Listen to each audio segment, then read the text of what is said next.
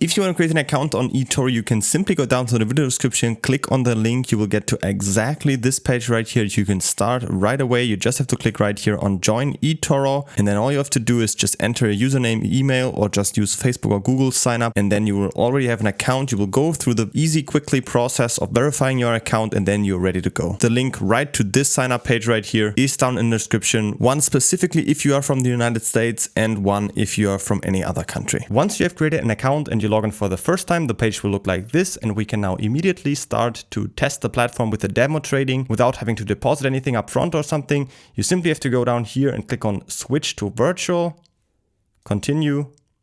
And then you are here in this demo trading feature right here. You can test out the entire platform. You will get $100,000 of test funds right here.